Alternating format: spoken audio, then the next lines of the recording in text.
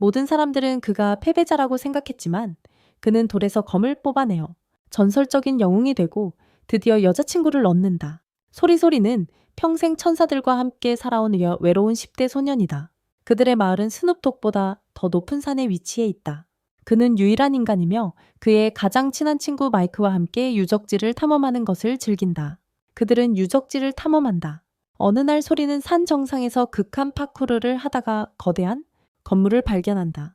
그는 이전에 한 번도 탐험하지 않은 폐허이며 그 안에 무엇이 있을지 계획한다. 두 10대는 마법 장치를 찾아 비활성화하여 마법 벽을 제거한다. 그들이 들어가는 것을 막고 있었고 앞으로 나아가려 할 때 엄중한 목소리가 그들에게 멈추라고 명령했다. 그들은 돌아서서 젤리스 마이크의 할아버지이자 천사들의 지도자를 보게 된다. 그는 소년들이 봉인구역에 들어가는 것을 금지한다. 마이크는 할아버지가 왜 그들이 유적을 탐험하는 것을 허락하지 않는지 궁금해하는데 소리는 읽는다. 천상의 기록.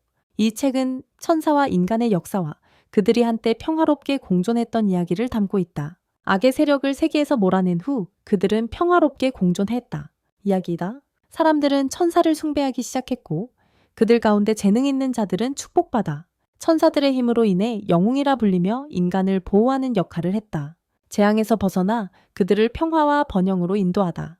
소리는 그 책이 진실을 말한다고 믿으며 오늘 본 폐허가 천사의 수도 즉 공유된 역사의 가장 중요한 장소와 일치한다고 생각한다. 그것이 바로 그곳이다. 마이크는 친구의 의견에 동의하며 할아버지의 경고에도 불구하고 먼저 소리가 폐허에서 흥미로운 것을 찾도록 하기로 결심한다. 다음날 소리는 폐허에 들어가서 그래플링 후크를 사용해 월마트 스파이더맨처럼 다른 건물로 뛰어오른다. 그는 건물 내부에 들어가서 영웅이 성스러운 검을 휘두르는 장엄한 벽화를 본다. 그 벽화는 영웅이 성스러운 검을 들고 있는 모습이다. 소리는 벽화를 책 속 도면과 맞춰보며 천사의 수도에 있는 것과 똑같다고 외친다. 천사의 수도에 있는 것과 똑같다고 외친다. 그 후 그는 벽화 앞에 있는 조각상이 영웅의 문장이 새겨진 장갑을 끼고 있는 것을 발견한다. 영웅의 문장이 새겨진 장갑을 끼고 있는 것을 발견한다. 바로 그때 마이크가 나타나 질투하는 듯 장갑을 집어들지만 소리가 이 경주에서 이겼음을 인정한다. 갑자기 하늘의 번개와 천둥이 춤추듯 지나가고 소리는 그것이 자연스럽지 않다는 것을 알아챈다. 이상한 방향으로 흐르는 것을 보고 판단한 것이다.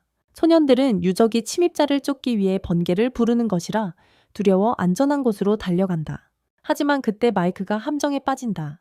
소리와 마이크는 구멍에 빠지고 땅에 닿기 직전에 마이크는 마법 지팡이를 불러내어 물 마법으로 소리를 구한다. 마이크는 깔끔하게 착지하며 구멍이 얼마나 크고 넓은지 말하고 소리는 그에게 그의 엄마도 아직 그 구멍을 통과하지 못할 거라고 말한다. 소리는 주변을 둘러보다가 이곳이 사원 아님을 발견하고 탐험하기로 결심한다. 탐험하기로 한다. 곧 그는 무너진 플랫폼을 발견하고 잔해 속에서 한 인간을 발견한다. 마이크는 인간이 여기 올 수 있다는 것을 믿지 못하고 소리가 도우려 하자 막는다. 왜냐하면 그의 할아버지가 인간과는 멀리하라고 했기 때문이다. 소리는 저기 있는 소녀가 아직 살아있을지도 모른다고 항의하고 마이크는 그를 도와주기로 동의하기 전에 심프였다. 소리는 갈고리총을 사용해 아래로 그네를 타고 보이지 않는 다리를 달려서 그 소녀에게 다가간다. 마이크는 그에게 행동을 다시 생각하라고 말하지만 심프는 여기사의 잠을 깨운다. 여기서 여기자는 그를 보고 충격을 받는다. 소리는 그녀에게 손을 내밀지만 그녀는 그의 손을 만지고 싶어 하지 않는다. 마이크는 그 손으로 나중에 무슨 짓을 할지 모르니까. 갑자기 그 소녀가 소리에게 그가 영웅인지 묻고 소리와 마이크 둘 다 그 질문에 멍해진다. 그 질문에 그는 자신이 평범한 인간일 뿐이라고 대답한다. 비록 인간을 본 적은 없지만 전에 여성기사 알리시아는 이 말을 듣고 충격을 받으며 그에게 여기가 천사의 수도인지 묻는다. 천사의 수도인가요? 소리는 그렇다고 믿지만 여기 있는 유일한 영웅은 벽화 속 인물뿐이라고 말한다. 알리시아는 실망하며 영웅에 관한 이야기는 단지 전설일 뿐이며 세상은 구원받을 수 없다고 생각한다. 소리는 그녀를 마을로 데려가고 마이크는 그에게 나쁜 생각이라고 경고한다. 왜냐하면 그는 이름도 자신에 대해 아무것도 말하지 않는 인간을 마을로 데려가기 때문이다. 이름도 아무것도 말하지 않는다. 소리는 그녀가 나쁜 사람이 아니라고 믿으며 그녀가 긴장한 채로 바라보는 모습을 본다. 알리시아는 소리만 볼 수 있고 마이크는 그의 할아버지가 평범한 인간은 그들을 볼 수 없다고 했던 말이 맞았다는 것을 깨닫는다. 평범한 인간은 그들을 볼 수 없다는 것을. 그들이 폐허를 나와 밖으로 나오자 알리시아는 그 광경에 감탄하며 여기에 DSLR을 가져올 걸 그랬다고 생각한다.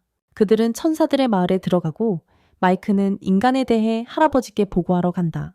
소리가 알리시아와 함께 서 있을 때 다른 천사들이 와서 그를 소개하려 한다. 알리시아에게. 하지만 그녀는 그를 막으며 만약 여기 천사들이 있다면 세상을 다시 어둠이 삼키고 있으니 그들을 구할 수 있도록 도와달라고 간청한다. 천사들은 아무 말도 하지 않지만 그녀가 들을 수는 없고 그들 중 한 명이 소리에게 묻는다. 그 여자애가 문제를 일으키기 전에 떠나라고 말해라. 나중에 소리는 제니스에게 가서 인간을 데려오는 위험성에 대해 꾸중을 듣는다. 하지만 그는 폐허의 그녀를 무방비 상태로 둘 수 없었다고 말한다. 제니스는 그의 걱정을 이해하지만 인간은 항상 천사들에게 재앙을 가져오니 그 여자애를 돌려보내라고 부탁한다. 소리는 자신도 인간이고 여기서 평화롭게 살아왔다며 책에는 인간과 천사가 행복하게 공존했다고 쓰여 있다고 말한다. 하지만 제니스는 그것은 모두 과거일 뿐이라고 한다. 밤의 소리는 알리시아와 저녁을 먹으며 낮에 천사들에게 소리쳐 놀라게 한 것에 대해 사과를 받는다. 그녀는 그들이 여기 있다는 사실을 깨닫지 못했고 소리가 자신을 생각할 것 같아 느끼고 있어. 스키조프레니치 조현병이라고. 그는 그녀의 오해를 풀어주지 않고 대신 그녀에게 그녀의 세계에 대해 묻는다. 그녀는 자신이 하이랜드 왕국의 수도인 라디오스에서 왔다고 말한다. 소리는 그 도시의 이름을 들었으며 그 도시는 신성한 검에 관한 이야기를 가지고 있었다. 그 검은 영웅만이 뽑을 수 있다고 전해진다. 아리시아는 그들이 도시 안에 신성한 검을 가지고 있지만 아무도 그 검을 뽑을 만큼 강하지 않다고 확인한다. 그들은 검을 뽑을 수 있는 강함을 갖춘 사람이 없다. 곶소리는 책을 읽고 있고 아리시아는 잠이 들어 악몽을 꾸는데 그 악몽 속에서 악마가 불토네이도 속에서 나타나 그녀를 삼키겠다고 위협한다. 그녀는 비명을 지르며 깨어나고 소리는 그녀에게 달려간다. 그녀가 진정한 후 소리의 손에 있는 천개 기록을 보고 말한다. 자신도 이 책에 영감을 받아 세계를 여행하고 유적을 탐험했다고. 하지만 지금은 재앙이 연이어 닥쳐 탐험할 상태가 아니며 그녀는 그중 하나를 살아남았다. 그녀는 그 재앙 중 하나를 견뎌냈다고 말한다. 비 오는 날 친구들과 헤어진 후 어두운 숲에서 길을 잃었던 이야기를 그에게 들려준다. 친구들과 헤어진 후였다. 숲속에서 유적을 발견하고 그곳에서 피신했다. 하지만 유적 안에 작은 마스코트 생물이 함께 있었다는 것은 전혀 몰랐다. 알리시아는 유적에서 잠을 잤고 아침에 깨어 벽화를 발견했다. 성검을 휘두르는 영웅. 그녀는 놀라서 진실로 이끌어줄 것이라 믿으며 그것을 자세히 살펴보았다. 작은 생명체가 사실은 소천사라는 것을 모른 차에 그 생명체는 그녀를 따라하며 그녀의 행동을 흉내내고 있었다. 알리시아는 천상의 기록을 읽었는데 그 기록은 천사들의 수도에 대해 이야기하고 있었다. 그 수도는 선택받은 소수의 인간만이 들어갈 수 있는 신성한 장소였고 그들은 영웅으로서 인류를 이끄는 역할을 부여받았다. 그 이야기가 단순한 신화에 불과하다고 믿었음에도 불구하고 알리시아는 벌레 무리가 자신에게 다가오고 있다는 것을 깨닫지 못한 채 계속 앞으로 나아갔다. 소천사는 그녀에게 연락해 경고하려 했지만 그녀는 그것을 볼 수 없었다. 하지만 그 생물이 보이지 않는 장벽을 사용해 벌레들이 그녀를 공격하지 못하게 막자 그녀는 뒤돌아 벌레들을 보고 당황했다. 어린 천사는 자신의 힘으로 몇 마리 벌레를 소멸시켰지만 알리시아는 너무 겁에 질려 아무것도 하지 못했다. 그 생물은 벌레들을 벽 쪽으로 차냈고 그 힘으로 벽에 구멍이 뚫려 소리가 그 벽이 속이 비어 있음을 깨달았다. 그녀는 어깨로 벽을 들이받고 비밀방 안으로 떨어졌다. 그녀는 물 미끄럼틀을 타고 내려가 풀장으로 이어졌다. 하지만 알리시아는 곧 그 풀장이 중력이 반대로 작용하는 물로 채워져 있고 복도 옥상에 있다는 사실을 알게 되었다. 아리시아가 물 밖을 내다보던 순간 그녀는 복도에 얼굴 먼저 넘어져서 쓰러졌다. 곧 깨어나서 거대한 폭포로 이어지는 출구를 찾았다.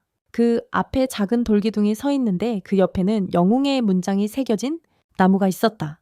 그것을 살펴보자 기둥이 저절로 움직이기 시작했고 햇빛이 가득한 곳으로 향했다. 그곳은 기둥의 문장이 빛나고 땅이 흔들리며 물이 갈라지면서 아리시아를 유적지로 이끄는 터널이 열렸다. 그녀는 오랜 시간 길을 잃다가 거대한 사원에 도착했는데 그곳에는 조각상이 있었다. 갑자기 그녀가 서 있던 플랫폼에 번개가 내리쳐 그녀를 바닥으로 내동댕이 쳤다. 그곳에서 소리가 그녀를 발견했다. 알리시아는 전설을 믿고 천사들을 찾으러 이곳에 왔다고 주장하지만 그것이 단지 신화에 불과하다는 것을 알게 되었다. 소리는 그녀의 말을 곱씹으며 진실을 말할 수 있을지 고민한다. 알리시아는 밖으로 나가 울고 제니스와 다른 천사들이 그녀를 지켜본다. 다음날 아침 소리는 알리시아가 외투를 두른 채 밖에서 잠든 것을 발견하고 천사들이 그녀를 좋아하게 된 것을 깨닫는다. 소리는 그녀를 폐허로 데려가 인상적인 벽화와 장갑을 보여준다. 영웅의 문장. 그는 그녀에게 천사와 영웅이 실제로 존재하며 단순한 동화가 아니라고 말한다. 그리고 언젠가 영웅이 와서 세상을 구할 거라고 한다. 그는 인간과 천사가 함께 사는 세상에 대한 자신의 꿈에 대해 이야기한다. 소리는 알리시아에게 그들의 꿈이 이루어질 거라고 믿으라고 하고 희망을 주기 위해 장갑을 건넨다. 곧 알리시아가 떠날 시간이 되어 그녀는 소리에게 작별 인사를 한다. 몇 걸음 내딛다가 그녀는 뒤돌아 소리에게 마침내 자신의 이름을 말하며 자신의 구원자에게 비밀로 한 것을 사과한다. 그 후 알리시아는 그에게 다가가 천사들을 보거나 들을 수 없었다고 말한다.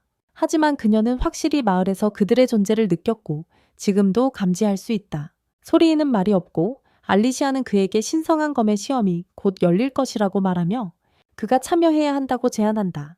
그녀는 원래 영웅은 소리 같은 사람이어야 한다고 주장하며 그에게 장갑을 건네며 그럴 자격이 있다고 말한다. 알리시아가 마을의 영역을 벗어나자 잼누스는 침입자가 숨어들었다는 것을 알아챈다. 그는 뛰어올라 더 좋은 시야를 확보하는 자세를 취하지만 아무것도 발견하지 못하고 모두에게 경계하라고 하고 침입자를 찾기 위해 흩어지라고 한다. 그는 모두에게 경계하라고 말하며 침입자를 찾기 위해 흩어지라고 지시한다. 침입자를 찾기 위해 흩어지라고 한다. 소리와 마이크도 수사에게 합류하고 멀리서 파란 불꽃 폭발을 보자 그쪽으로 달려간다. 그들은 여우 귀를 가진 인간이 이미 그들 중 한 명을 물리친 것을 발견한다. 폭시는 2명의 새로운 놀이친구를 보게 되어 신나고 소리와 마이크는 무기를 꺼낸다. 그들은 그에게 떠나라고 말하지만 그가 그냥 웃으며 조롱한다. 소리가 그에게 달려들지만 폭시는 빠른 속도로 돌진해 빠른 움직임으로 압도한다. 그는 소리의 목을 잡고 벽을 뚫고 지나간 뒤 깊은 숲으로 데려가서 그를 내던진다. 폭시는 소리를 때리려고 일어나려 하지만 소리는 그 공격을 피한다. 마지막 순간 폭시는 다시 그에게 달려들지만 마이크가 친구를 돕기 위해 도착해 폭시를 쏜다. 물총으로 폭시는 공격을 피하고 마이크는 유도 얼음창으로 이어서 공격한다. 폭시도 그것들을 피한 뒤 마이크 뒤로 뛰어올라 먼저 끝내려 한다. 소리가 그를 대신해 강력한 일격을 폭시의 배에 날려 그를 날려버린다. 그리고 벽에 부딪히고 공격에도 불구하고 그는 무사하지만 진짜 보스 제니스가 멋지게 등장해 폭시에게 마지막으로 도망칠 기회를 준다. 그는 지금 시간을 낭비하고 싶지 않다며 사이드 디시에는 관심이 없다고 받아들인다. 그는 본 요리를 먹기 전에 도망칠 수 있기 때문이다. 소리도 그 침입자가 알리시아를 들여보내서 마을을 알아냈다고 믿으며 사과한다. 그러나 마이크와 제니스리스는 그 공격이 소리나 알리시아의 잘못이 아니라고 생각한다. 그러나 밤이 되자 소리는 폭시가 본 요리에 대해 했던 말을 떠올리며 깨닫는다. 그는 처음부터 알리시아를 노리고 있었다는 것을. 그는 그녀를 구하러 달려가며 아무 말 없이 떠난 것에 대해 친구들에게 사과한다. 하지만 마이크가 바로 그와 함께 있으며 그도 그의 여정을 따라가기로 계획하고 있다. 그는 그녀를 구하기 위해 서두르고 아무 말 없이 떠난 것에 대해 친구들에게 사과한다. 그는 그의 여정에 함께하기로 계획하고 있다. 소리는 깜짝 놀라 왜 그런 일을 하려는지 그에게 묻는다. 마이크는 폭시가 알리시아를 쫓고 있다면 그녀를 도와야 하고 소리 혼자서는 그것으로는 부족하다고 대답한다. 그는 알리시아가 탐험 중에 잃어버린 유적에서 발견한 단검을 보여준다. 그 단검은 힐렌 왕가의 문장이 새겨져 있어 알리시아가 평범한 기사가 아니라 공주였으며 그들을 도와야 한다는 뜻이다. 소리는 가장 친한 친구가 함께 간다는 사실에 기뻐하고 마이크는 순진한 바보를 혼자 세상에 내보낼 수 없다고 말하며 얼굴이 붉어진다. 그들은 인간 세계로 걸어가고 마이크는 할아버지에게서 온 메시지를 전한다. 자신만의 길을 걷고 인생을 최대한 즐기기 위해서. 그들은 곧 인간 세계로 오고 해가 뜨면서 소리의 눈빛이 빛난다. 경이로움 속에서 그는 멋진 광경을 감상한다. 소리와 마이크는 여행을 계속하다가 마침내 라골릭 도시를 도착한다. 그들은 큰 군중이 도시로 들어오는 것을 보고 시골 촌뜨기라서 그런지 사람의 수에 깜짝 놀란다. 소리가 쿠데타를 보고 있는데 빨간 머리 상인이 다가와서 도와준다. 그가 도시의 생활에 익숙하지 않은 신참임을 알아차리고 문을 통과하는 것을 도와준다. 그녀는 그가 입장 허가증이 없다는 것을 알고 다른 방법을 제안한다. 그가 도시로 빠르게 들어갈 수 있도록 사용할 수 있는 것이다. 그녀는 그에게 스페로우 페더스라는 상인 캐러밴에 대해 이야기하는데 그곳은 무료로 모든 국가와 도시로의 비자. 그녀는 자신의 출입증으로 소리를 도와 문을 통과시키고 나서 돈을 요구한다. 그때 소리는 돈에 대해 알게 되었고 그런 게 없다고 말했다.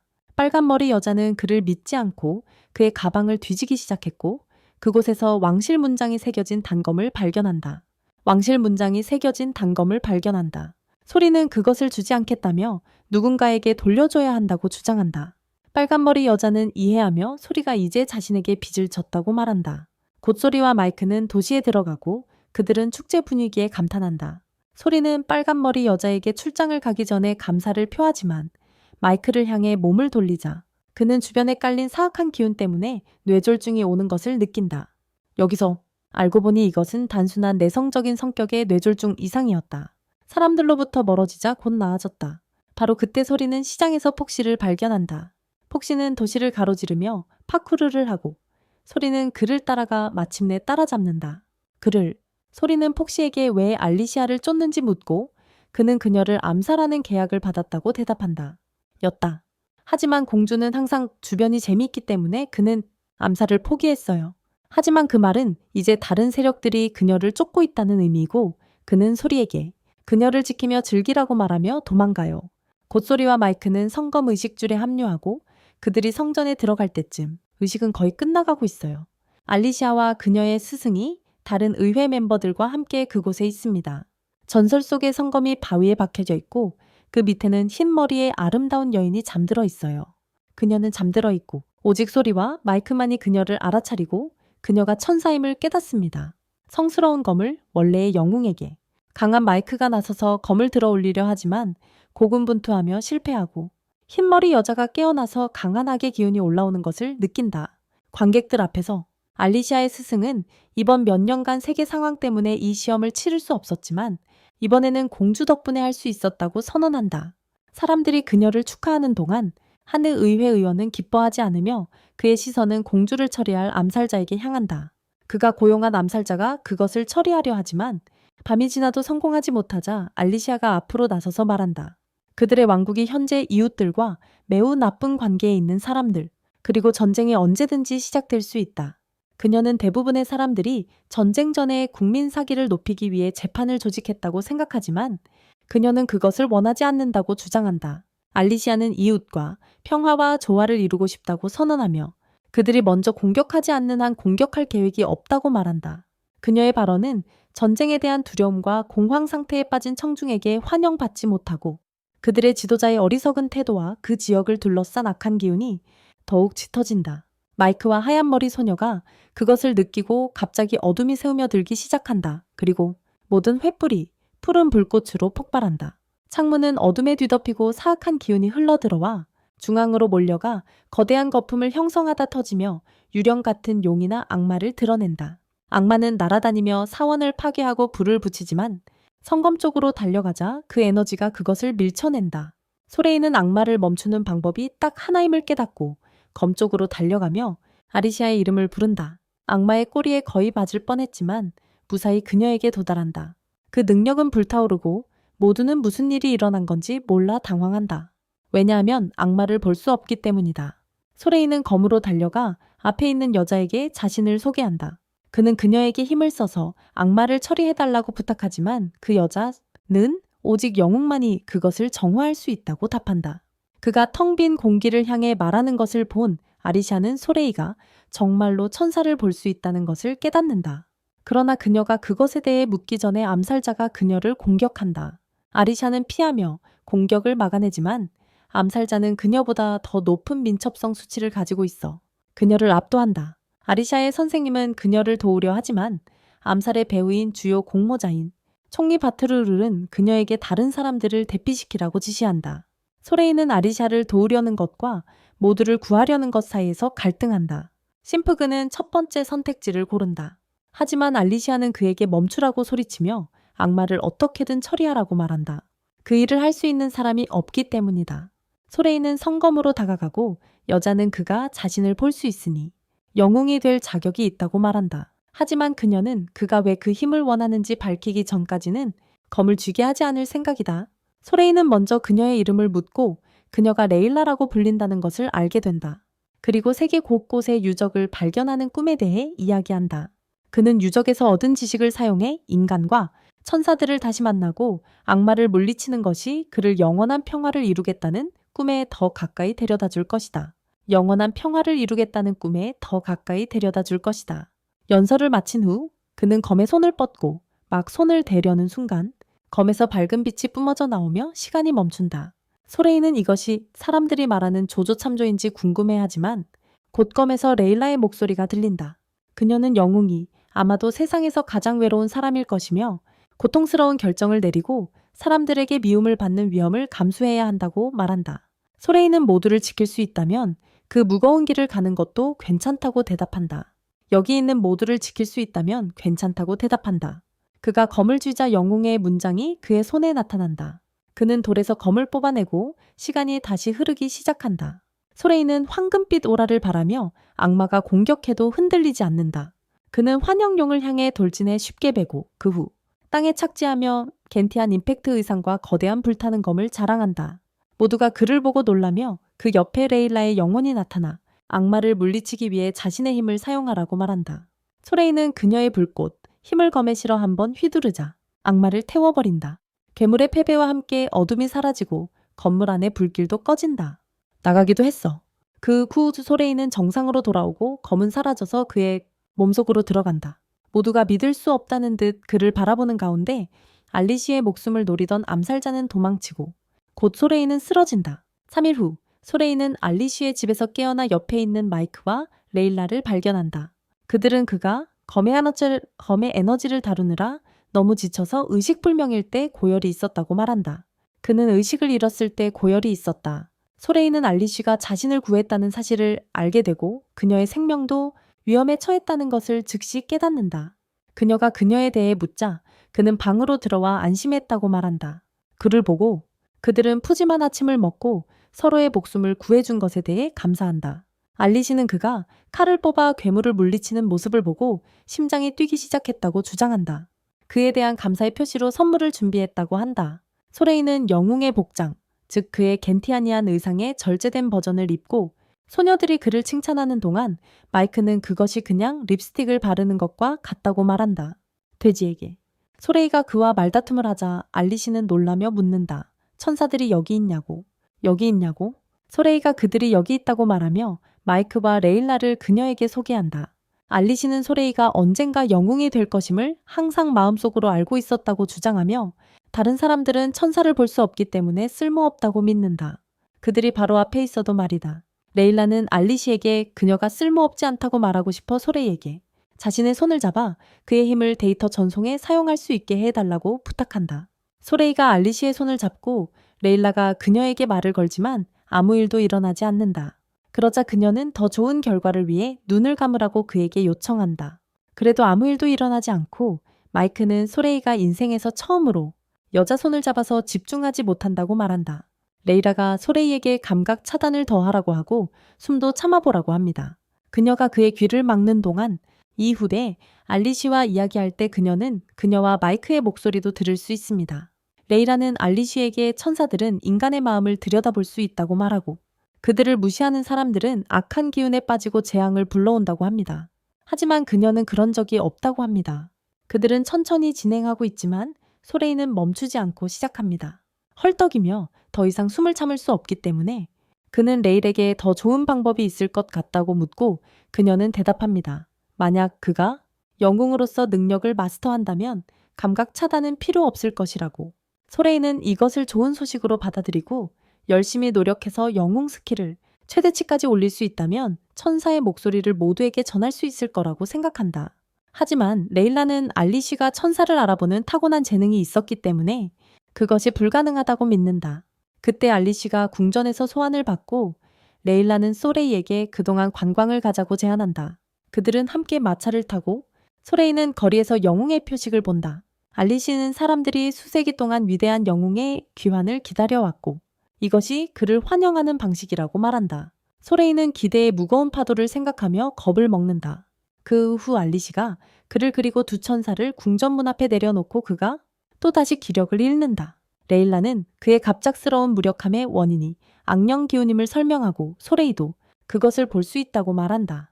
그녀는 집중해서 원인을 찾으라고 하고 소레이는 열심히 집중하여 파괴된 문에서 악령 기운이 오는 것을 발견한다.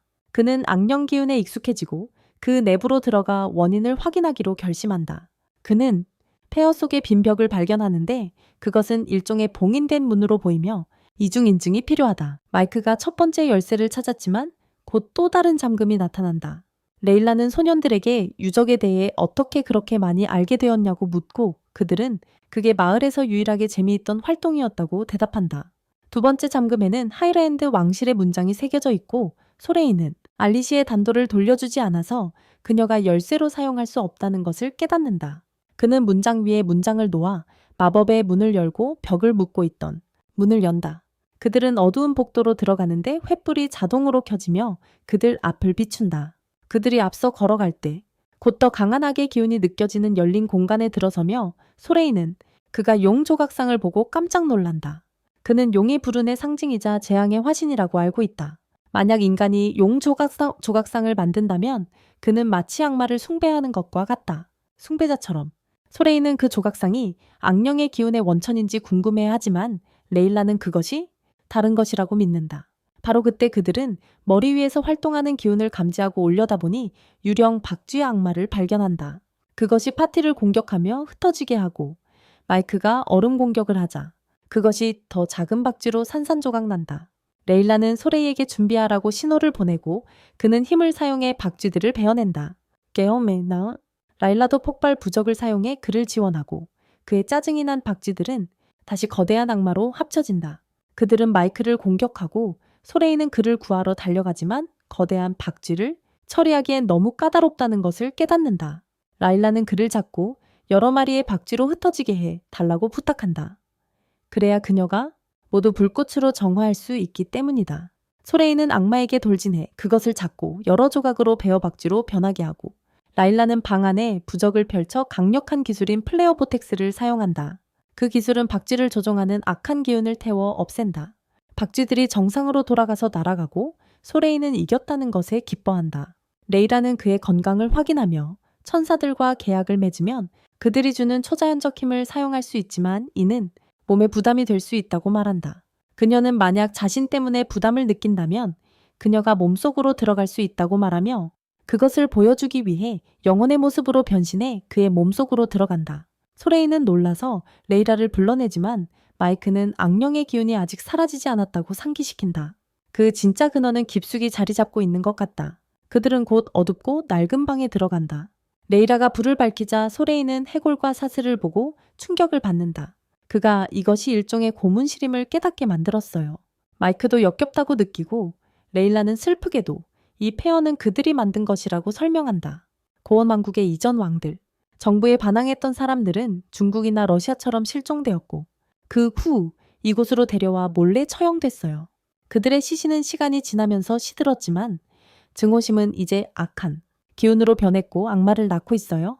소레이는 충격을 받았지만 적어도 에리치아는 이 잔혹함에 연루되지 않았다는 사실에 안도해요. 그는 안심했어요.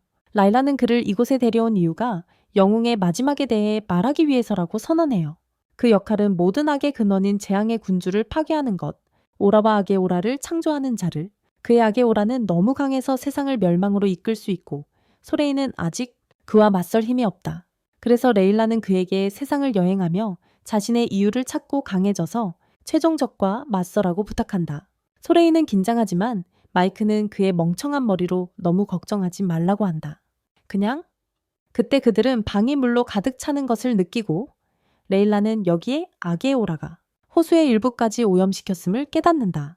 그녀는 친구들에게 도망가라고 말하는데 마치 검은 물기둥이 솟구치고 지붕이 그 때문에 금이 가는 것처럼 마이크는 얼음 마법으로 물을 얼려 도망칠 기회를 만들지만 얼음은 곧 녹아버리고 그들은 심지어 중앙홀까지 물에 잠긴 것을 발견한다. 한 물기둥이 소레이를 들어 올려 균형을 잃게 하고 그는 거대한 용 조각상에 머리를 부딪힐 위기에 처하지만 마이크와 레일라는 힘을 합쳐 그를 구한다. 그들은 밖으로 급히 달려가 거기가 안전하길 바라지만 끔찍한 폭풍이 몰아치고 있음을 발견하고 레일라는 위를 가리키며 강한 악한 기운이 원인이라고 말한다. 도심 한가운데 무서운 어둠의 토네이도가 나타났어요. 소레이와 그의 친구들은 그것을 보고 놀라지만 멈추려고 결심했어요. 하지만 토네이도보다 더 걱정인 건 그 안에 용의 실루엣이 보인다는 거예요. 그것이 가장 무서운 건 아니에요.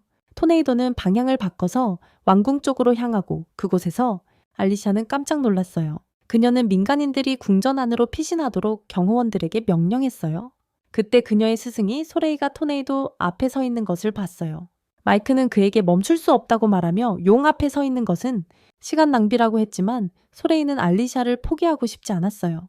해를 입었다. 하지만 용은 갑자기 날아가고 토네이도는 사라지며 날씨는 정상으로 돌아온다. 레이라는 여전히 충격을 받은 차에 여기서 용을 볼 줄은 몰랐다고 말한다. 더 무서웠던 것은 그것이 악한 기운으로 만들어진 것처럼 보였다는 점이다. 곧 알리샤가 달려와 소레이에게 감사하고 도시 사람들도 그곳에 모인다. 그곳에도 그들은 영웅이 용을 쫓아냈다고 믿으며 그를 응원하기 시작한다. 그에게 해명할 기회조차 주지 않는다. 바틀로우 수상 음모가가 그곳에 도착해 소레이에게 묻는다. 그는 그에게 저녁 식사에 함께 가자고 해서 그에게 제대로 감사하려는 거예요. 알리샤는 이 생각에 찬성하지 않아요. 왜냐하면 바트로우가 영웅을 조종하려고 한다고 느끼기 때문이죠. 하지만 소레이는 배고픈 것밖에 생각이 없어서 초대를 받아들이고 그녀에게 자신의 동반자를 부탁해요. 나중에 그들은 그녀의 저택으로 돌아가지만 가는 길에 소레이는 토네이도로 인해 파괴된 모습을 보고 알리샤에게 마차를 잠시 멈추라고 해요. 그들은 밖으로 나가는데 소레이가 강해지는 악령 기운을 감지했기 때문이고 레일라는 그들이 도시를 완전히 덮기 전에 시간이 얼마 남지 않았다고 말해요. 곧 그들은 총리의 집에 도착하지만 그곳의 하인들은 알리샤가 즉시 왕에게 호출받았기 때문에 소레이와 함께 가지 못하게 해요. 그녀는 망설이지만 왕이 관련되어 있기 때문에 혼자서 움직일 수 없다. 소레이는 그 후 바트로우를 만났는데 그는 그의 알리샤와의 관계에 대해 묻고 소레이는 그들이 친구라고 밝힌다. 그 노인은 자신도 그와 친구가 되고 싶다고 말하며 술을 건넨다. 마이크는 소레이에게 무료 음식에 조심하라고 말하며 독이 든 것인지 시험해보라고 하지만 안전하다는 것을 알고 나서야 소레이에게 마시게 한다. 바트로우는 그의 계획에 대해 묻고 소레이는 먼저 용을 물리치는 것이 목표라고 밝힌다. 용을 잡음으로써 평화에 한 걸음 더 가까워질 수 있기 때문이다. 밤이 되어 소레이가 평화롭게 잠든 동안 마이크는 레일라와의 개인적인 대화를 요청한다. 그는 가장 친한 친구가 사라진 후 목적의식을 잃은 것 같다고 느낀다. 영웅, 그는 레일라에게 지금 소레이를 도우려면 무엇을 해야 할지 묻고 그녀는 그에게 북쪽으로 가서 성스러운 검과 비슷한 전설의 유물이 담긴 고대 유적을 찾아보라고 말한다. 그는 그 유물을 찾으면 소레이를 도울 수 있다고 믿으며 마이크는 혼자 떠나서 찾으러 간다. 그것을 아침에 소레이는 마이크가 떠난 것을 알고 당황하지만 곧 진정하며 그의 가장 친한 친구가 말하지 않고 떠날 만한 타당한 이유가 있다고 생각한다. 그는 해야 할 일을 하고 용을 쫓아 앞으로 나아가기로 결심한다. 그는 왕의 명령으로 역병에 시달리는 도시를 돕기 위해 파견된 알리샤를 만난다. 그래서 그는 그녀의 경호원으로 합류하기로 결심하고 그녀를 이웃 도시까지 호위한다. 그곳으로 휴식 시간에 그녀는 용이 처음 인간 앞에 나타났을 때 전설의 산 레폭이 등장했다고 말해준다. 그 산은 용과 어떤 관련이 있는 것 같아 그가 단서를 찾으러 가야 한다고 한다. 그곳으로 그들은 마법의 촉수와 해파리가 사는 이상한 숲을 지나간다. 알리샤는 소레이에게 그 생물들은 온순하다고 확신시키지만 밤에는 그 생물들이 그들의 캠프를 공격한다. 그러나 소레이와 레일라는 그것의 진짜 모습을 볼 수 있고 그것이 촉수 괴물의 몸을 차지한 악마임을 깨닫는다. 소레이는 괴물에게 달려가 검으로 공격하며 한 번의 공격으로 정화한다. 그것을 정화한다. 다음날 알리샤는 소레이에게 그들이 가려는 도시가 심각한 역병에 시달리고 있다고 말한다. 수도에서 온 의사들도 별다른 도움을 주지 못할지도 모른다고 한다. 그녀는 소레이에게 그의 인생 이야기를 묻고 그는 오래된 사람 제니스가 큰 불에서 그를 구해주고 입양했다고 들었다고 말한다. 그는 제니스에 따르면 항상 천사들을 보고 들을 수 있었다고 한다. 그리고 알리샤는 그들에 대해 더 알고 싶어 합니다.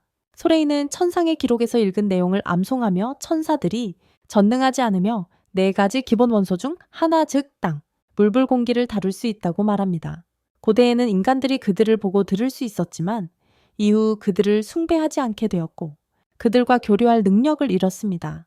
곧 인간들은 서로 싸우기 시작했고 혼돈의 시대가 시작되어 세계를 지금의 상태로 이끌었습니다. 곧 그들은 각자의 길을 가고 소레이는 라이폭산으로 향하는 반면 마이크는 긴 여정 끝에 동시에 유적지에 도착합니다. 그들은 항상 떨어질 수 없는 사이였고 함께 세상의 모든 폐허를 탐험하는 꿈을 꾸었다는 것을 기억한다. 함께 말이다. 마이크는 폐허의 문 앞에서 잠이 들고 다음날 아침 깨어나 그들의 장엄한 광경을 본다. 그는 반쯤 잠긴 폐허를 걸어 다니며 그 안으로 뛰어든다. 그는 폐허의 중심에 도달해 장엄한 활을 발견한다. 하지만 막 그것을 집으려던 순간 벌레 같은 악마들이 그를 공격한다. 그는 지팡이로 반격하지만 별다른 효과를 보지 못하고 물러나며 다행히도 활과 접촉해 그 힘을 얻게 된다. 그 힘으로 악마들을 날려버리고 곧장 소레이에게 돌아가기로 결심한다. 소레이의 위치로 돌아와서 그와 레일라는 산을 오릅니다. 하지만 악한 기운이 점점 짙어져서 숨쉬기가 힘들어집니다. 그때 갑자기 큰 쾅쾅 소리가 나고 우산 하나가 그들에게 떠내려옵니다. 소레이는 무슨 일이 일어나는지 궁금해합니다. 한 소녀가 산 아래로 빠른 속도로 떨어지는데 다행히도 소레이가 그녀의 궤도에 있었습니다. 그는 그녀가 떨어지는 충격을 받아내고 어떻게든 서 있을 수 있었습니다. 하지만 고맙다는 대신 그 소녀는 그를 변태라고 부릅니다. 레일라는 그 소녀가 천사 에드나임을 알아보지만 인사를 나누던 중 오크 악마가 가시 철퇴를 들고 그들을 공격합니다. 소레이는 간신히 그의 강타를 피하고 에드나는 대지 마법을 사용해 악마를 날려버립니다. 그녀는 자신이 평소 순찰 중이었고 이렇게 많은 원치 않는 손님들을 만날 줄 몰랐다고 말하며 내려옵니다. 이곳에서 이렇게 많은 원치 않는 손님들을 만날 줄은 몰랐어요. 소레이는 그녀에게 감사하지만 아직 악마가 살아있기 때문에 지금은 이르다고 말합니다. 아직 살아있어요. 소레이는 불타는 검으로 몬스터에게 돌진하지만 그의 공격은 효과가 없습니다. 그의 공격은 효과가 없습니다. 악마는 곧 그를 날려버리려 하지만 레일라는 그녀의 화염 마법으로 그를 막아섭니다. 그녀의 화염 마법으로 그를 막아줍니다. 그녀의 공격도 두꺼운 악의 기운 때문에 괴물에게 전혀 효과가 없었고 그때 신비한 총잡이가 그것을 쏘자 악마는 파란 불꽃에 타서 쓰러졌다. 파란 불꽃에 타서 쓰러졌다. 악마는 사라지고 소레이는 무슨 일이 일어난 건지 궁금해하는데 총잡이가 다가와 그에게 네가 꽤 한심한 영웅이었다고 말한다. 라일라는 그 어두운 피부의 남자를 악마를 죽일 수 있는 특별한 유물을 지닌 천사자베이라고 확인한다. 특별한 유물을 지닌 천사자베이라고 확인한다. 소레이는 그에게 괴물을 죽일 필요가 없었다며 그 안에 있는 존재를 정화할 수 있었다고 맞선다. 하지만 자베이는 때로는 죽음만이 유일한 구원이라고 웃으며 말한다. 때로는 죽음만이 유일한 구원이라고 웃으며 말한다. 에드나는 자비에게 떠나라고 말하지만 그는 자신의 목표를 죽일 때까지 떠나지 않겠다고 한다. 그는 말한다. 바로 그때 소레이는 무언가가 다가오고 있다는 느낌을 받고 주변의 사악한 기운이 솟구치며 땅이 흔들리기 시작한다. 자비는 자신이 노리고 있던 용이 바로 여기 있다고 말하고 확실히 용이 그들을 향해 날아와 포효한다. 에드나는 자신의 형을 부르고 자비는 충격받은 소레이에게 그 용이 실제로 에드나의 형이자 그의 전 가장 친한 친구라고 말한다. 용이 그들을 향해 움직이기 시작하고 소레이는 그를 정화해야 한다고 말한다. 왜냐하면 그는 원래 천사이기 때문이다. 하지만 용은 거의 그를 짓누르려 한다. 그의 발밑에. 자비는 마지막 순간에 그를 구하며 완전히 각성한 용은 정화할 수 없다고 말하고 라일라와 에드나도 그의 말에 동의한다. 자비는 이제 자신의 손으로 용을 죽이겠다고 하지만 쏘기 전에 에드나는 그들 사이에 돌벽을 만들어 그에게 오빠를 내버려 두라고 부탁한다. 혼자 두라고. 그녀의 용 오빠가 그녀를 공격하지만 소레이가 그녀의 목숨을 구한다. 자비는 용을 향해 총을 쏘며 소레이에게 에드나를 데리고 도망치라고 말한다. 소레이는 그녀를 안전한 곳으로 데려가지만 에드나는 여전히 그에게 고마워하지 않고 다시 한번 그를 추행범이라 부르며 왜 여기 왔냐고 묻는다. 그에게 도시를 공격한 용에 대해 말했지만 에드나는 그가 형이 아니라고 했어요.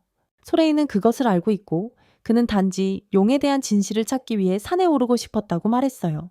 그것이 왜 세상이 최근에 무너지고 있는지 이해하는 데 도움이 될 수 있기 때문에요. 그는 용에 관한 진실을 찾고 싶었어요. 에드나는 그의 용을 봤다며 지금 떠나라고 말했지만 소레이는 그녀에게 어떤 희망이라도 찾아서 형을 구하고 싶다고 말했어요. 그녀는 그를 바보라고 부르지만 이어서 그녀의 형은 인간을 사랑했고 어느 날 그는 도시를 방문하러 떠났지만 돌아왔을 때는 용이 되어 있었다고 말했어요. 그는 너무 오랫동안 그들과 함께 있었고 그들의 악에 물들었다고 생각해요. 그의 오라가 그를 정화할 수 없는 괴물로 만들어버렸다.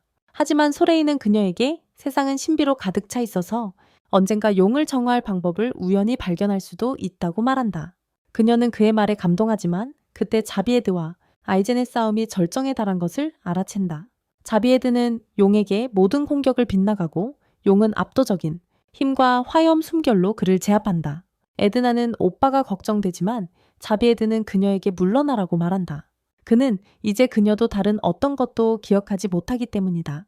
소레이는 아무리 무의미해 보여도 무언가 해야 한다고 결심하고 레일라에게 부탁한다. 그녀는 그에게 모든 힘을 빌려준다. 그는 궁극, 북극 모드로 변신해 불타는 검으로 용을 베기 위해 돌진한다. 불타는 검으로 소레이가 용에게 불꽃 공격을 퍼붓는 동안 에드나는 오빠를 떠올린다. 오빠를 용이 소레이를 압도해 쓰러뜨리자 그녀는 용에게 다가가 멈추라고 말한다. 멈추라고?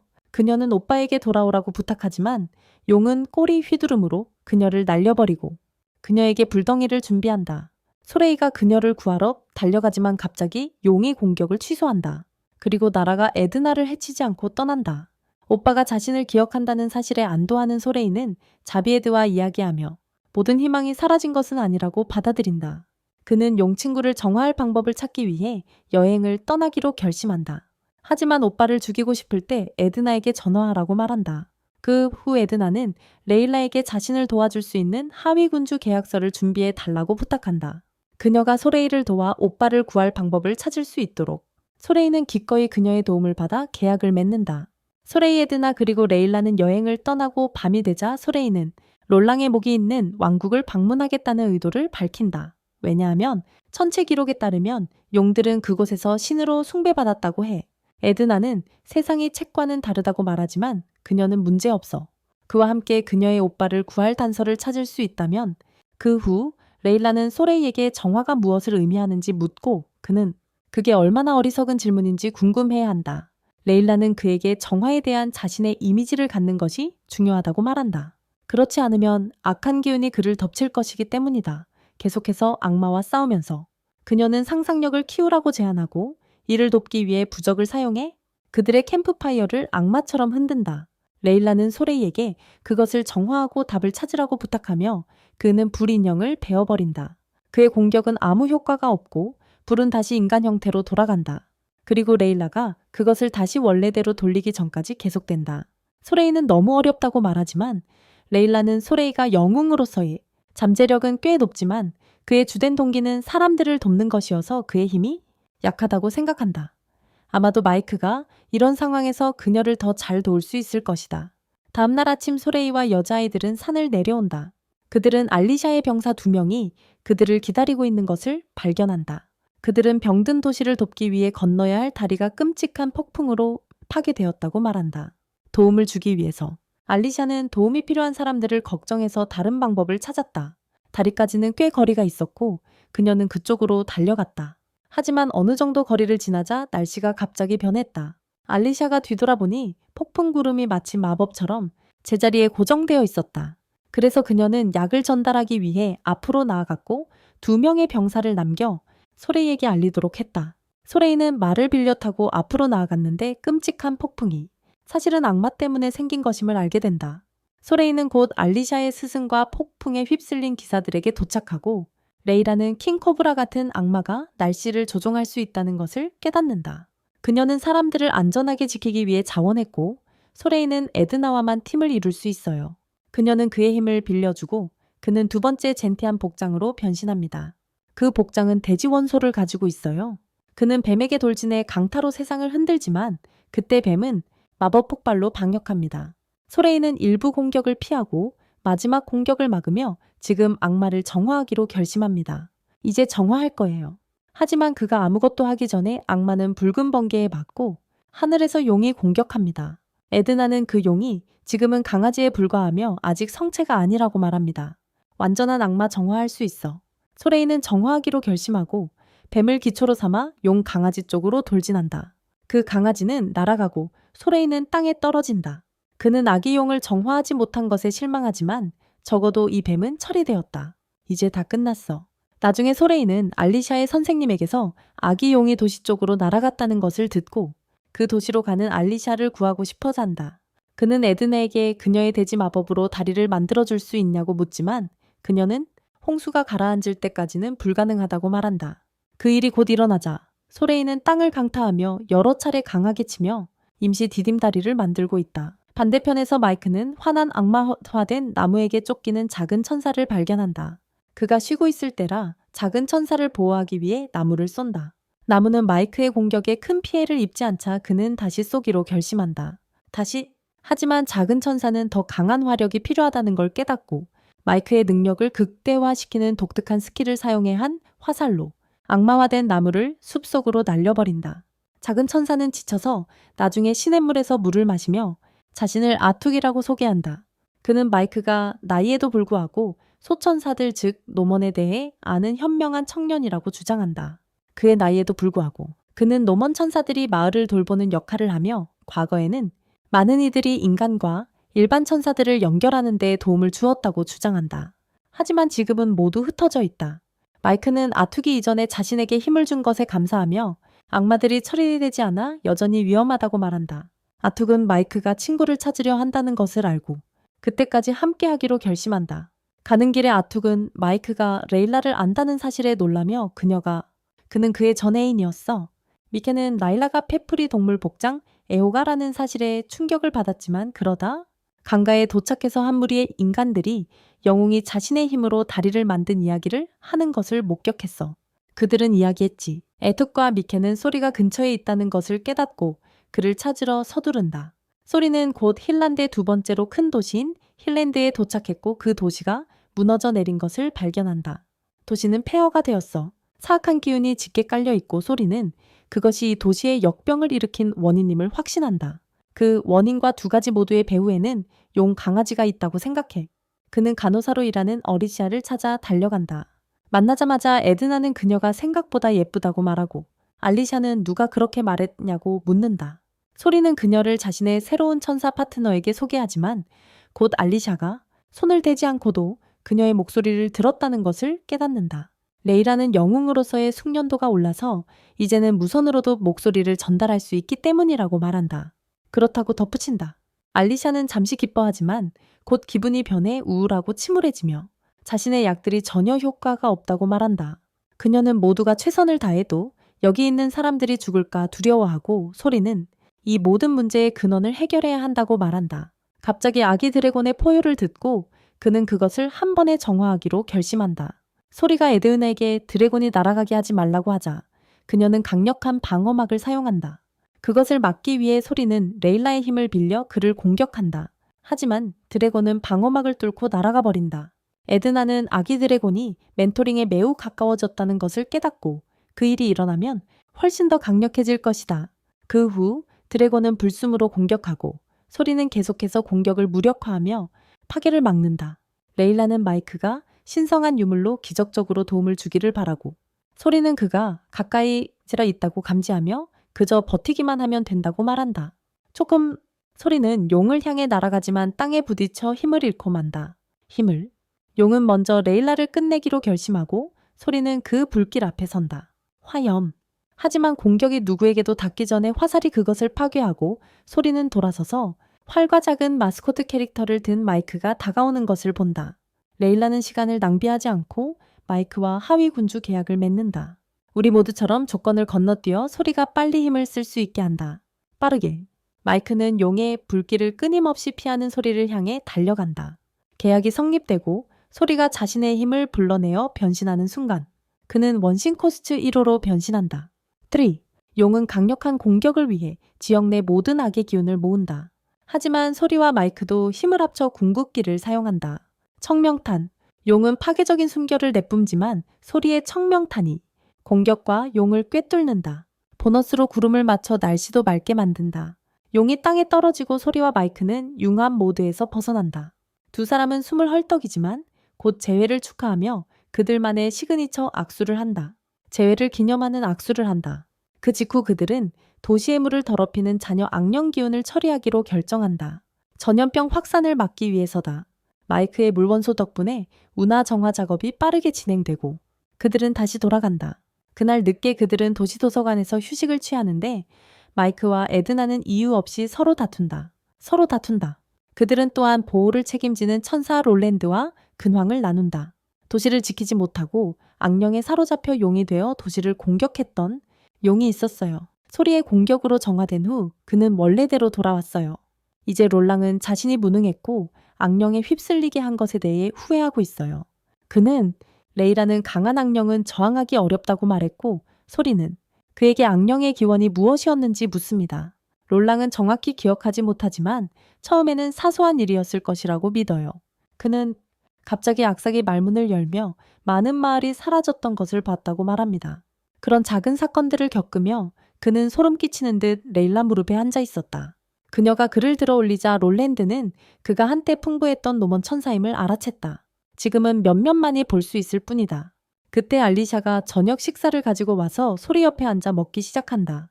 그녀는 물을 정화하는 데 도움을 준 것에 대해 그에게 감사하지만 그는 아직 끝나지 않았다고 말한다. 모든 물이 정화되려면 적어도 1년이 걸릴 것이라고 한다. 물순환이 끝나려면 말이다. 알리샤는 이해하고 도시를 구한 천사들에게 감사하며 사람들이 다시 함께 살게 될 것이라고 덧붙였다. 사람들은 그들과 함께 사는 것이 행복할 것이라고 했다. 소리가 그녀에게 도시의 상태를 묻자 그녀는 상황이 어떻냐고 답한다. 아직 우울하지만 사람들이 조금씩 웃기 시작했어요. 소리가 무언가 도와줄 수 있냐고 묻자 몇 분간 쓸데없는 형식 끝에 그녀는 수도에서 보내온 물품으로 도시를 재건하는 것을 도와달라고 부탁해요. 그녀에게 소리는 물품을 내리고 알리샤가 병사들에게 사람들을 위한 물품을 독점하려는 자들은 엄하게 처벌받을 것이라고 경고하는 것을 눈치채요. 그녀는 에드나와 마이크가 그녀를 지켜보고 있고 그녀는 공주님이 직접 이 일을 할 필요가 없다고 믿어요. 생각해요. 하지만 마이크는 소리에게서 심프병에 걸렸고 그녀는 믿어요. 이것이 알리샤의 매력 중 하나입니다. 바로 그때 소리가 도시로 들어오는 것을 도와준 빨간 머리 상인이 그녀의 상인 무리와 함께 나타납니다. 그녀는 알리샤에게 수도에서 가져온 음식을 어디에 싣는지 묻고 자신이 공주와 이야기하고 있다는 것을 깨닫습니다. 대화를 나누던 중 소리도 달려와서 알리샤는 그가 빨간 머리를 아는 것을 보고 놀랍니다. 그녀는 자신을 로즈라고 소개하고 소리에게 빚이 있다고 상기시키며 그 빚을 몸으로 갚아야 하는지 고민하며 그의 몸을 살펴봅니다. 하지만 잠시 그와 알리샤를 놀린 후 그녀는 일을 시작하기로 결심합니다. 보급품을 하역하기 시작한다. 곧 알리샤의 선생님이 그곳에 오는데 함께 배치된 기사와 함께 그들은 찬슬러 바틀로우가 병력을 행진 명령했다고 알게 된다. 이웃 나라 롤린스와의 완충지대로. 알리샤는 잠입한 기사에게서 자세한 정보를 듣는데 그 기사에 따르면 고위 장교들이 전쟁 명령을 받았다고 한다. 알리샤의 선생님은 그녀를 보내고 나서 바틀로우가 모두를 설득해 전쟁을 시작하게 했다고 믿는다. 그는 적국 마을의 보급품을 봉인하려 했으며 첫 병력은 곧 도착할 것이다. 국경 근처 정마을로 그리고 병사들이 곧 도착할 것이다. 언제든지 알리샤는 국경까지 가서 어떤 희생을 치르더라도 전쟁을 멈추겠다고 결심한다. 소리는 함께 가고 싶어 하지만 레일라는 반대한다. 그는 왜 그를 막는지 묻고 그녀는 전장은 악령이 가장 짙게 깃든 곳이며 사람을 온전히 집어삼킬 수 있다고 대답한다. 그녀는 소리가 아직 인간이 악마로 변하는 것을 볼 준비가 되지 않았다고 주장한다. 그러던 중 근처에서 강한 악령이 느껴지자 그들이 악령의 근원을 찾기 위해 어두운 골목으로 들어가자 소리는 그것이 지금까지 느껴본 것보다 더 사악하다고 느끼고 레일라는 이것이 인간의 악마라고 말한다. 그들은 곧 악령이 느껴지는 방에 도착하고 소리는 긴장하며 그 안에 있는 악마를 보고 주변을 둘러본다. 라이라는 그에게 집중해서 자신의 인간 모습이 보이도록 하라고 말한다. 왜냐하면 평범한 사람들은 그를 소리에게 정화하라고 부탁하고 그는 검으로 악마를 공격한다.